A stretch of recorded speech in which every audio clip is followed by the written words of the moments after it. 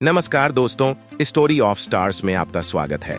शनि का मीन राशि में गोचर 29 मार्च 2025 प्रभाव और फलादेश कन्या लग्न और कन्या राशि के लिए मार्च 2028 तक यह एक रोमांचक यात्रा होगी। इस गोचर का आपके राशि पर क्या प्रभाव पड़ेगा, पूरी जानकारी वीडियो में उपलब्ध है। अगर आप मेरे चैनल पर नए हैं तो सब्सक्राइब करना ना भूलें। वीडियो पसंद आए तो लाइक करें और इसे शेयर करें।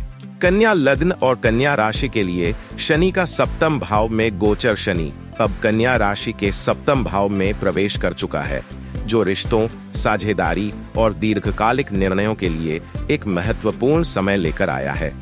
यह गोचर कन्या लग्न और कन्या चंद्र राशि दोनों के लिए प्रभावशाली रहेगा, लेकिन दोनों के लिए इसका असर अलग अलग हो सकता है।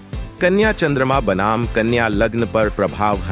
कन्या चंद्र राशि वालों के लिए यह गोचर अधिक भावनात्मक और मानसिक रूप से चुनौतीपूर्ण रहेगा, क्योंकि शनि चंद्रमा का सीधा सामना कर रहा है।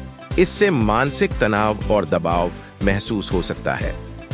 कन्या लग्न वालों के लिए शनि एक मजबूत स्थिति दिग्बल में होगा, जिससे रिश्तों और व्यवसाय में स्थिरता आ सकती है, लेकिन धीमी गति से प्रगति होगी। रिश्तों और वैवाहिक जीवन पर प्रभाव। यह समय गंभीर रिश्तों के लिए महत्वपूर्ण होगा।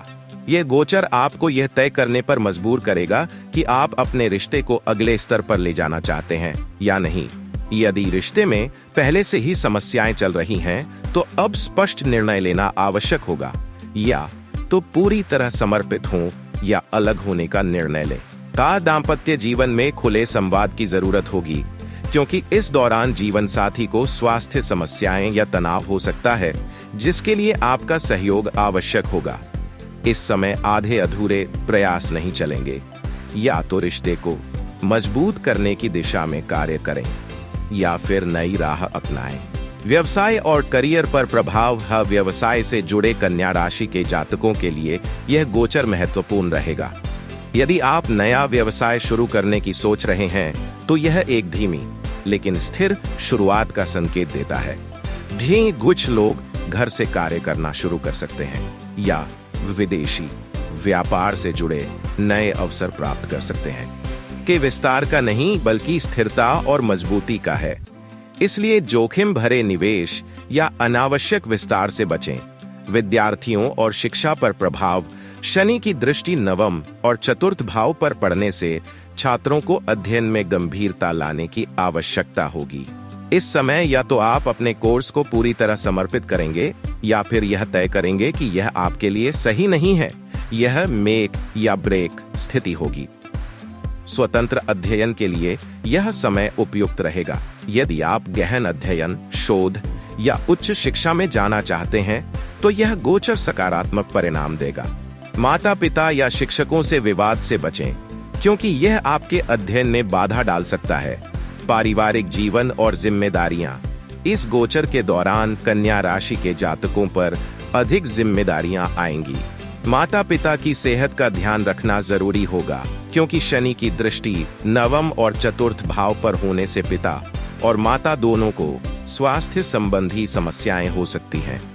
घर में बदलाव की संभावना है, जैसे नया घर लेना, घर में मरम्मत कराना या किसी शांत जगह पर जाकर अध्ययन करना। स्वास्थ्य पर प्रभाव। शनि की दृष्टि चंद्रमा या लग्न पर होने से स्वास्थ्य को लेकर सतर्क रहना आवश्यक होगा। इस दौरान नियमित व्यायाम और संतुलित आहार अपनाना लाभकारी रहेगा। खान पान की आदतों में बदलाव आवश्यक होगा, क्योंकि शनि की दृष्टि चंद्रमा पर होने से यह संकेत मिलता है कि आहार पर नियंत्रण रखना होगा। निष्कर्ष, यह गोचर कन्या राशि वालों के लिए रिश्तों, व्यवसाय, अध्ययन और स्वास्थ्य में महत्वपूर्ण बदलाव लेकर आएगा। रिश्तों में स्पष्टता और गंभीरता आएगी। या तो समर्पण करें या अलग होने का निर्णय लें। व्यवसाय में स्थिरता लाने की जरूरत होगी। अनावश्यक विस्तार से बचें और धीमे लेकिन ठोस कदम उठाएं। छात्रों को अपने अध्ययन में गंभीरता दिखानी होगी। सही दिशा में कार्य करें, नहीं तो बदलाव करें। स्वास्थ्य और खान पान पर विशेष ध्यान देना आवश्यक होगा। शनि अनुशासन और समर्पण की मांग करता है, यदि आप इस गोचर के दौरान संगठित रहेंगे तो यह समय आपको भविष्य में स्थायी सफलता दिला सकता है।